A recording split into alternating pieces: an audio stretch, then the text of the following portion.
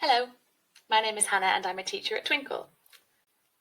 This is the reading video for Chapter 6 of The Man Who Bought a Mountain.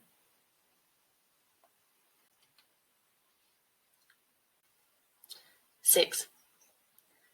10 minutes later, Yash sprinted down the mountain path towards the village, having left the fawn and its mother with the sage, whose ramshackle home had, fortunately, been higher up the mountain than the rockfall and had therefore remained untouched. Goldlaw huffed and panted along behind him, but Yash couldn't bring himself to speak to him. He raced down the final slope and ran headlong into his father, who was making his way at great speed up the track. When he saw Yash, he stopped, his face a picture of pure relief, and embraced him. "You had us so worried," he breathed. "Is everyone okay?" Yash demanded. Yash's father led them down into the village, where most villagers had fled into the nearest buildings for safety, followed by the yellow waistcoat army. While many buildings further along the mountain had fallen prey to the rockfall and following landslide, some within running distance had provided refuge. They walked past fields through which debris had been scattered and where small outbuildings had been destroyed. A boulder as big as an armchair had smashed into the side of one of Goldlaw's trucks, and the driver was now being attended to by the local medic, along with Bubakta. Worse was to follow. A blanket of rock and mud had rained down over much of the village. A large crane from Goldlaw's fleet had been toppled, and the long boom arm had landed, like a felled tree, onto one of the farmers' houses. Many shaken locals were trying to recover what they could. Children were crying and landowners were staring, with their hands on their heads at the devastation. In some places it was impossible to see what damage had been caused further down the valley, as choking clouds of dust filled the air in the distance. As more people emerged and gathered in the centre of the village, so did a fresh silence. One by one the men in yellow waistcoats reappeared from where they had scattered. Villagers who had reached nearby surviving buildings peered out, knowing that these homes were the lucky ones.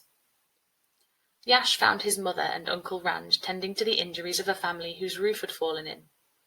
Once he had convinced his mother that he was unharmed, he allowed himself to sit down and take a few deep, shuddering breaths. Then he spotted Goldlaw standing in front of the village meeting hall, looking uneasy. "This is all your fault," Yash seethed. Everyone turned to look at him. "Yash, this is not the time for blame," said Bubakta softly. "Well, it's true." He shot daggers at Goldlaw. "We could have all been killed." No one spoke. "The boy is right," came Goldlaw's rasping voice. This was not the reaction that Yash had been expecting. He stared at Goldlaw, rage giving way to surprise. "I thought that we were going to be buried under piles of rock and it would have been my fault," Goldlaw continued, his voice shaking. I may have underestimated the force of this mountain." Yash had not witnessed this side of Theodore J. Goldlaw before. His face had changed. The normally beetroot cheeks were now ashen. His eyes were usually bright and beaming with plans, but now they were weighed upon heavily by his furrowed brow.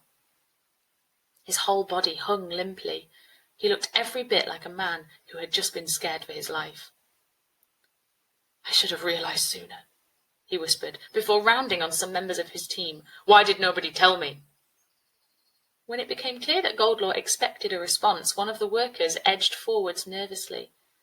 "You told us that we weren't paid to think, sir." Goldlaw blinked, stunned.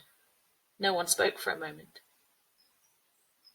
"We need to check that everyone is okay," said Bubakta finally. Yash and his mother moved to join him, and other villagers gathered around side by side. "Let me help," said Goldlaw. "Help?" Yash responded curtly, raising his eyebrows. That's the first time you've used that word." Goldlaw looked around, addressing everyone. His eyes met those of the desperate villagers, then the trembling faces of his own workers.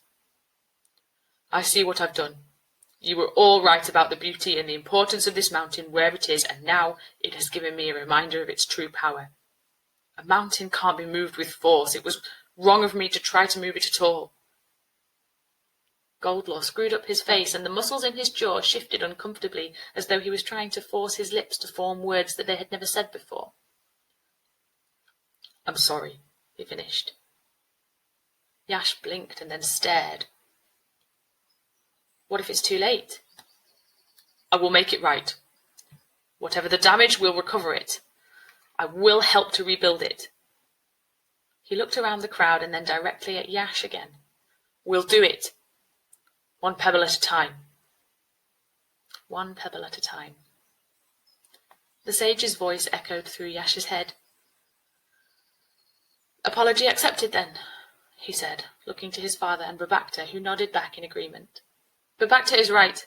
Let's go and see if anyone needs help.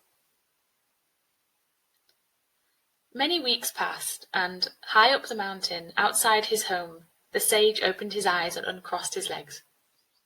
He looked out across the valley, which had seen so much change over the last few months.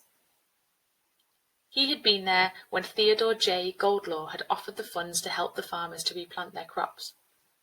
He had been there when Goldlaw's workers had helped to shift the debris from the river.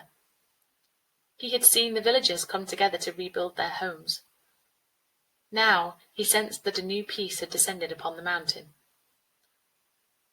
Do not concern yourself with moving mountains, he said aloud, only to the clouds, for the mountains will move you.